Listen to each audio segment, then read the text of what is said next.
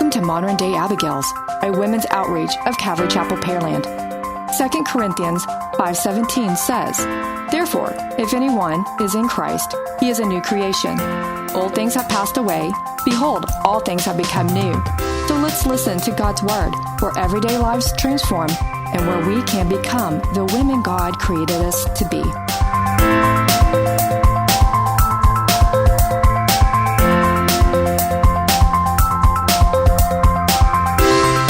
I've talked to you about the butterfly. When the butterfly is actually going into the cocoon, it's actually eating itself to become into that cocoon. And that's what the Lord's telling us, is we have to die to ourselves. Yeah. And he starts taking things that need to be dead and making them dead. And he doesn't resurrect that. We resurrect it. He does not. Agreed. We have to leave it dead.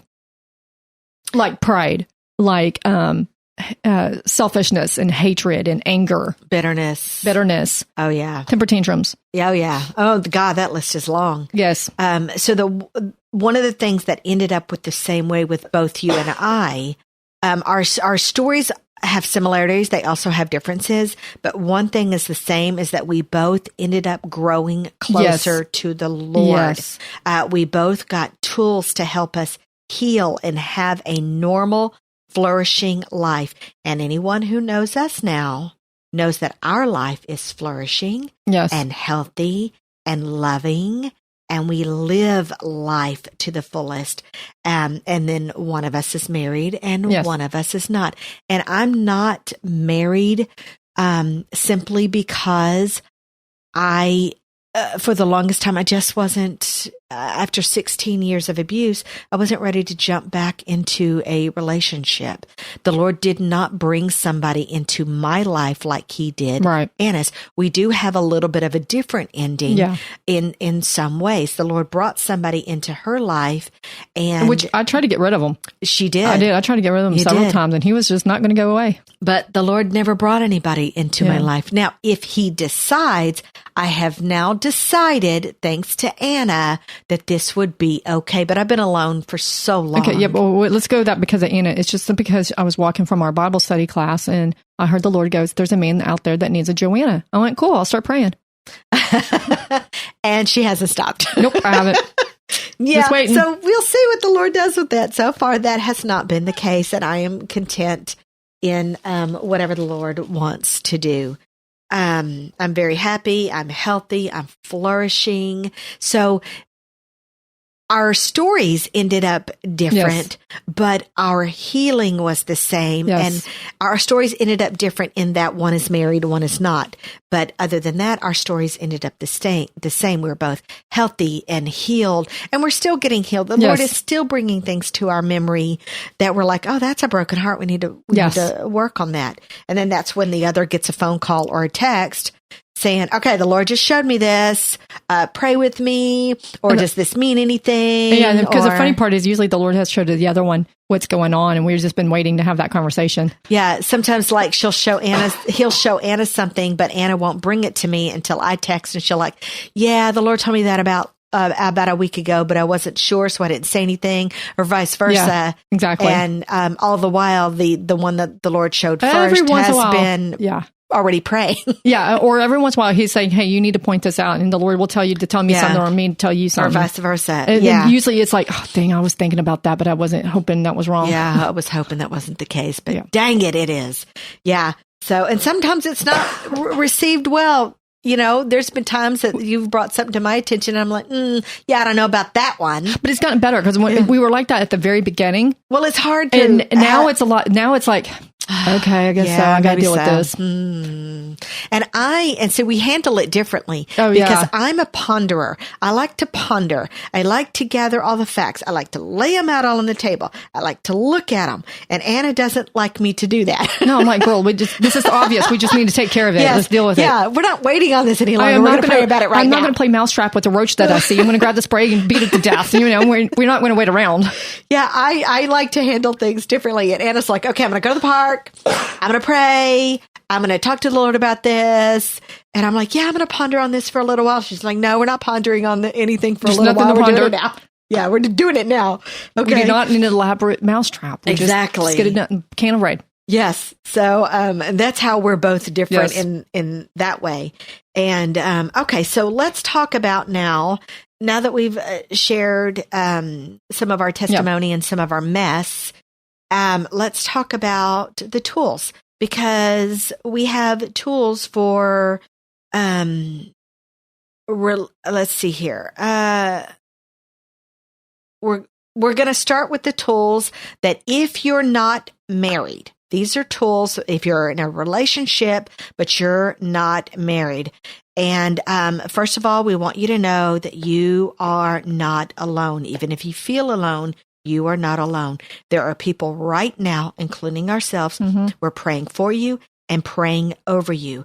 Okay, so we can't list all of the tools on this podcast, so we're giving you some that are helpful in the urgent emergencies for right now. Okay, and the Lord, He'll give you the rest. But here's some emergency tools for everybody, and we're going to start with the not married people who are in relationships. Okay, whether in relationship living with or not living with, it doesn't matter. Abuse is abuse. Chaos is chaos.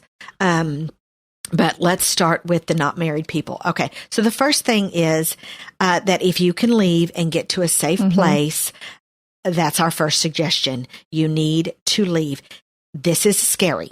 So this might take some courage. I was too afraid to leave, so I never did.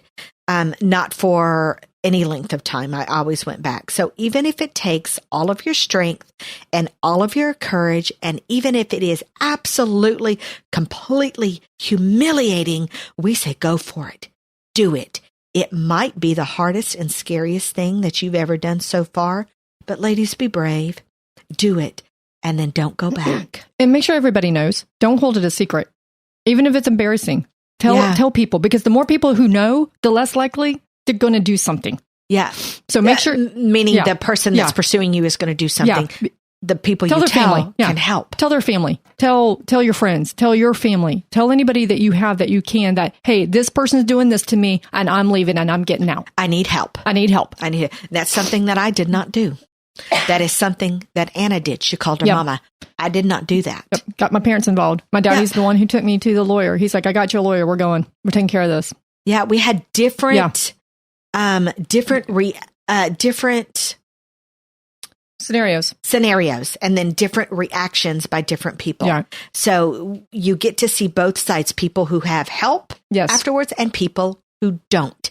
Either way, you can see the ending is the same. You can still flourish. You can still survive. You can still heal. Yes. Okay. Even if you feel it's hopeless. Right. Because like I said, I've known people who did move back and they just fought with their family and they never really had a true relationship and they struggled ever since. And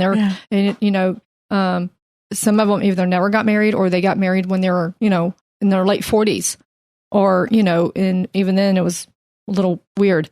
So I'm just saying is, even if you do, there's some people, they do have help, but then they wind up kind of attacking their helper. They're, the one who's trying to help you get out of the situation. Don't attack them. Maybe you don't like if you're living with somebody, they might have rules. You need to follow those rules. Yeah. And you attack because you're hurt, but at the same time, you need to realize that these are people that are trying to help you. And I used to have meltdowns. Yeah. And my family knew it. I would have a total meltdown. And they just give me some space. I'd breathe, say I'm sorry, and we'd just move on. Yeah. Oh, you're going to have to. But it also helped them too. Like my mom didn't have to clean the house anymore. I took over. And I also started when I worked at when I got that new job and I was close to the house, I would go to do the grocery shopping and I would cook all the meals. That was part of my way of saying thanks. Yeah. Earning your keep. Yeah. Helping out, being a part of the family that you're. Exactly. Yeah. Exactly. Okay. So first thing is leave if you can. Don't look back. Right. Second thing is that if you can't leave right away, then we need to diffuse the situation until you can leave. Okay. So one thing is, and Anna has mentioned this, and we saw this with Abigail, a gentle, quiet spirit. Okay. Your words and your reactions to things that he says and does can make a lot of difference in diffusing most of the things that are thrown at you. What do I mean by this? I mean that no matter what he says or does, do not have a sarcastic or belittling or scoffing or mocking reaction. Right. Do not roll your eyes or have a condescending look on your face. Do not speak your mind and give him a good what for.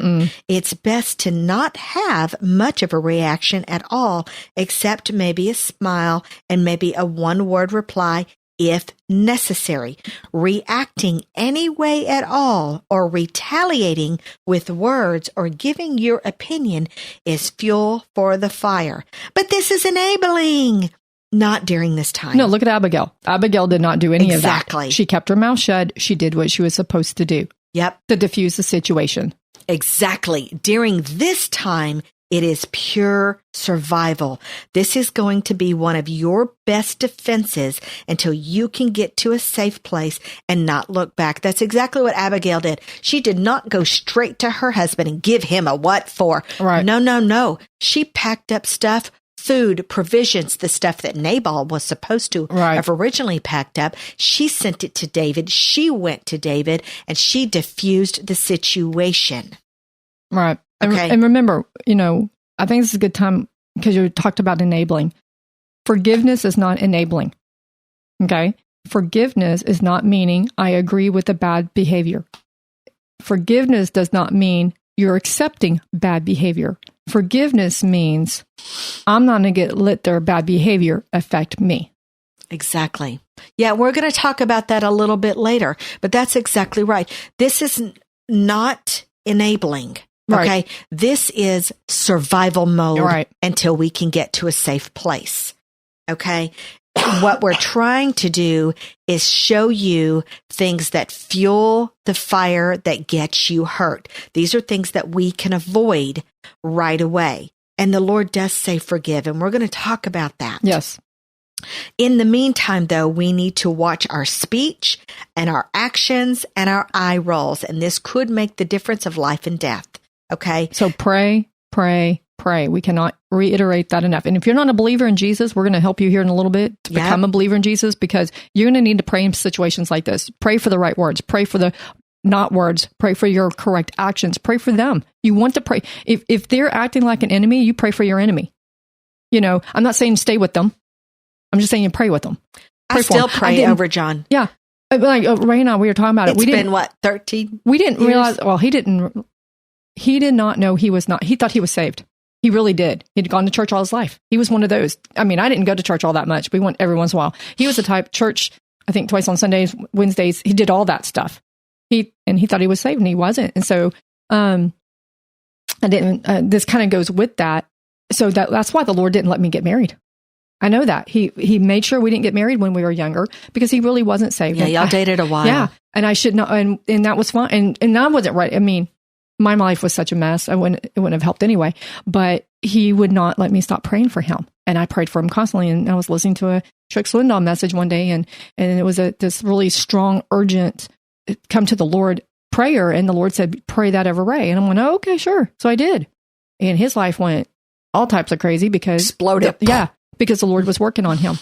Yeah. And I remember one time thinking, I forgot why it was, something was going on. I'm like, is this really I'm supposed to be doing, Lord? And the Lord's like, wow, you prayed for this. You prayed for it. So I was like, okay. Yes, so, you were supposed to wait, and you were supposed to keep praying. Yeah. Lord, ladies, the Lord answers our prayers, not normally, so far, not in my experience, not the way that we expect him to answer. He's got different ways to answer prayers. His way is always the right way. Of course, we can get super creative and think that we know what's best, but in reality, we don't see what's ahead. He sees the whole picture. We only see our mess. So I'm just saying so pray for him. He may not be there right now. God's telling y'all something he's not telling, that's different, but pray for him. Even if you're dating him, pray for him. The Lord's going to get you a way to get out. He's either going to fix the situation, he's going to get you out. Exactly. And ladies, this is not the man you want to marry. No. This is not, if he is abusive now. Yeah. Well, yeah. When unless he's he gets got saved. you for good. Yeah. He's going to be abusive. Unless he gets you saved. Now, I do know a testimony of a lady. We were talking about this, and she goes, Anna, you don't understand. I was dating the worst guy ever. He was a horrible man, and I should not have been with him, but the Lord would not let me stay away from him. But what happened is he did get saved, and they went into ministry together. So I'm not saying that. Do I know this person? And they were at the old church. Okay, no, I don't. Yeah. But and they wound up going into ministry together and having a beautiful family. But we're talking about the norm, not for when the Lord steps in like that. Yeah, and the norm is most of the time, these men do not change. Right. And if they do, that's great. You need to get out. Yes. And you need to get to safety. It's okay. You need to get out anyway because you need to be safe. And you can still pray and love from a way good distance. Mm-hmm. So, because listen, if they're abusive now while you're not even married, yes, when they have you, it's going to get worse. Committed and tethered, you really think that they're going to change? Oh no, that's what happened to mine. No. It got worse. They don't change into a good man. That's not how that works. Not until the Lord steps in. Unless they find Jesus. Jesus is always the answer. So, but I don't know if we made that clear. John was not a believer. He called himself a Christian, and he was supposedly in a Christian home, but he was not a Christian. He was not John. Yeah, absolutely John. not. He was not a believer. He was never saved. No, agreed. I agree with that. And you're like, how do you know that? Because his behavior goes against the Bible. That's how I know. No fruits. He wasn't. So your agenda should always be to get out and get to safety. Yes. Okay. So those are the urgent steps to take if you're not married and you're in a relationship. So let's talk about if you are married, because there are different tools for if you are married. And again, we do not condone divorce. So the first thing right off the bat is, again, we do not encourage divorce. However, rule number 1 and rule number 2 also mostly apply to you. If you are in danger, even if you're married, find a safe place to go. Even if you're super humiliated, it's okay. It's better to be humiliated than to be dead or hospitalized. Okay. If you are not in danger. And sometimes it is harder when you have kids. We get it. Yes. Kids always play a factor, but the chances are that if they're hurting you, then they're also hurting your kids. But you have to watch it. Well, you still have to be careful because that's their child too. Oh yeah, things get really messy. Yucky and messy. But at the same time, if y'all are being abused, you need to, but you need to tell everybody, and you need to go to authorities. Absolutely. Okay. So, the tools that we're going to give you as married women who do not want to get divorced, we're going to give you some tools to diffuse the situation so that you can live the most peaceful life you can while you are still married to a Nabal. Okay. Abigail was married to a Nabal. She figured it out. The Lord gave her some tools. And you've helped a woman who has a husband like that. I've helped several. And there are several women living and praying for their husbands to this day. Yep. Because the thing is, you can't change the Nabal, but you can change how you perceive everything that's going on. Yeah. Absolutely. That's everywhere. How you react to your children, how you react to colleagues, everywhere. Yep. Person at the grocery store. So, abusers, they love to start fights and then walk off and then leave you to clean up the chaotic mental mess. It gives them great pleasure. So how do we counteract something like this? Well, 1, we don't let what they say affect us. We learn to realize, just like Abigail did, we learn to realize that we are married to a fool, and they talk and they act and think like a fool. But that doesn't mean that we have to be one too. Okay? It's a lot easier for me to sit up here and say, don't let that affect us. But in reality, we have the ability to control whether it affects us or not. I've been learning that more and more. Yes, it is not easy. We are not saying it is an easy thing to do. It is learned. You have to learn. It takes practice. You're not going to get it right the first 50 times. Okay? It took me a while to figure out how to learn to react to his reactions. And how I did that is exactly what I talked about with the married. I learned to not have a reaction. I learned to diffuse the situation. And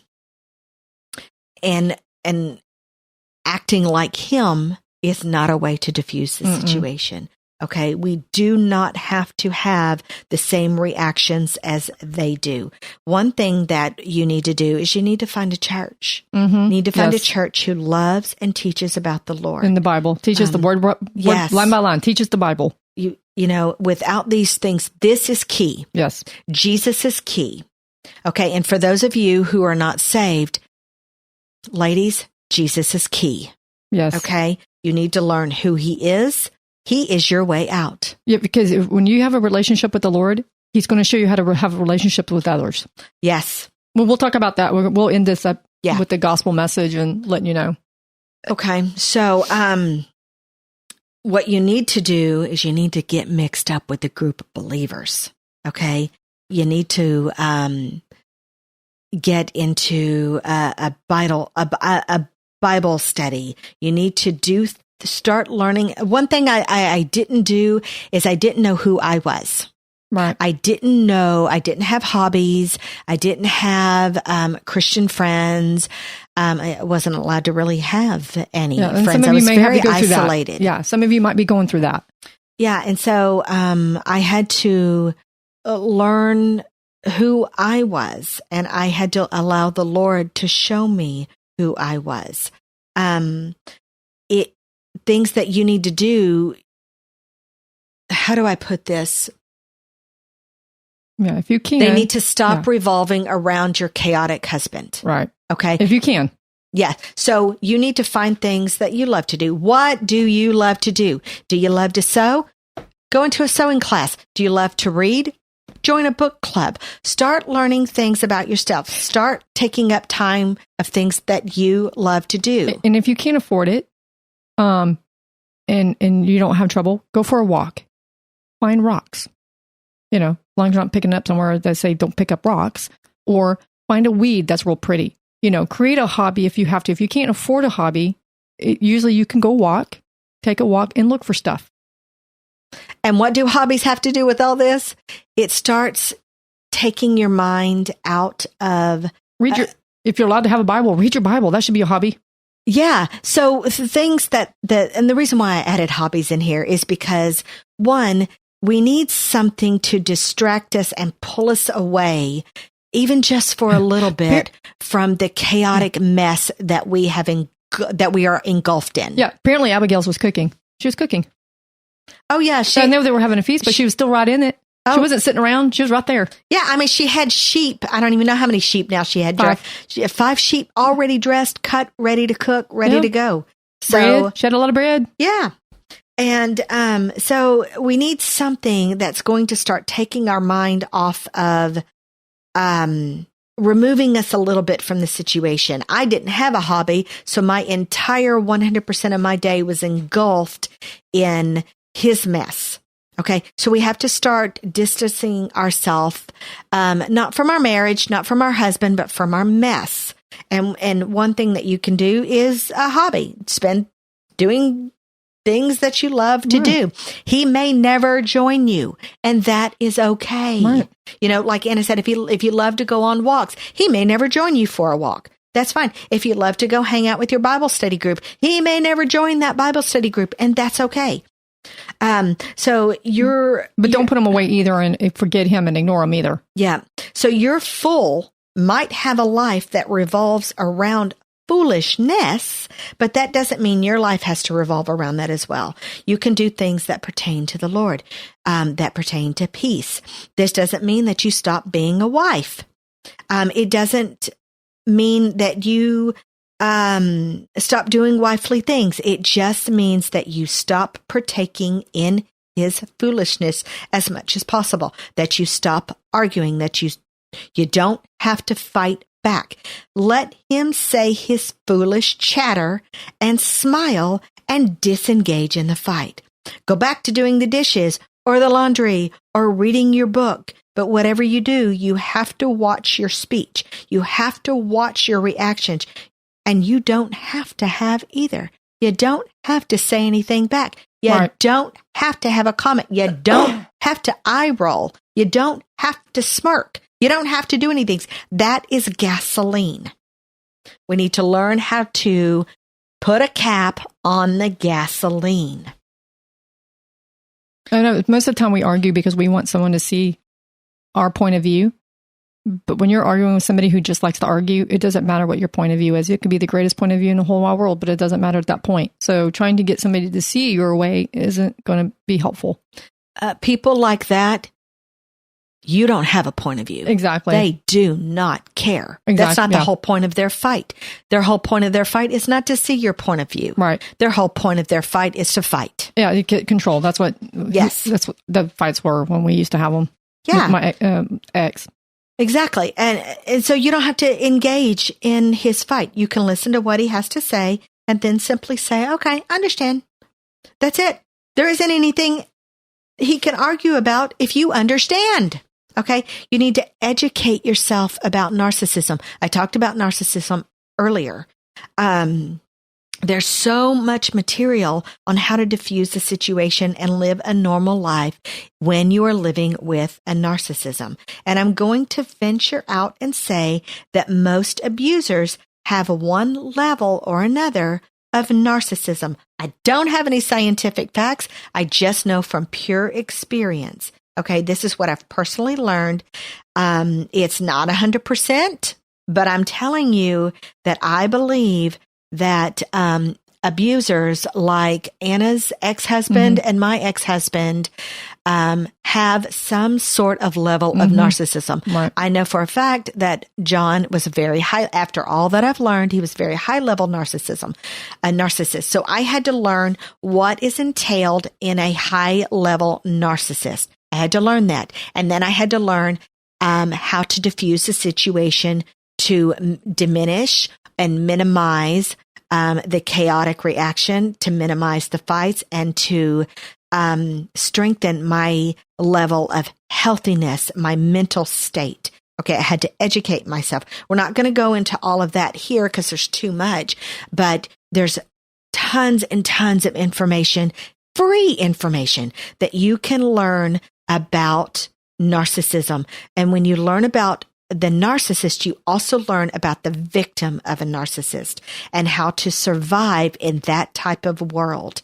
And again, we are not for divorce. And so there's been numerous women that I have taught about narcissism, and I gave them tools to live in a narcissistic marriage, and they are flourishing. They are flourishing because their life stopped being about the abuse and they started incorporating the healthiness of Jesus into their life. And they're still married. Yeah. They're not divorced. But that's not always how it ends. Mine didn't end that way. We talked to somebody who's like, how come they always talk about on the shows about restored marriages? Mine didn't get restored either. And so we wanted to make sure we said, sometimes it doesn't. And I'm going to tell you, if it's not restored and you do wind up divorced, don't immediately go into a relationship. Like I said, I did not try to immediately go into a relationship with Ray. He found me, but we did stay friends. We were friends actually for a very long time before we even started kind of dating. I don't know. We never even called it that. It was, we were just together. We've always been just friends, and it just kind of rolled into it. So I'm just saying this. So if you do get out of that, don't go jump into one.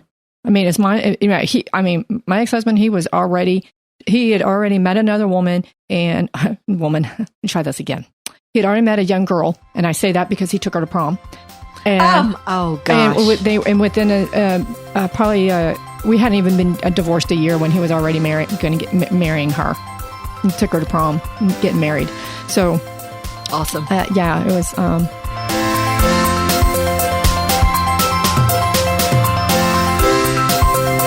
Thank you for letting us share our tools to become the women God created us to be. If we encouraged you today, visit us at moderndayabigails.com. Remember, you are loved, cherished, and prayed over.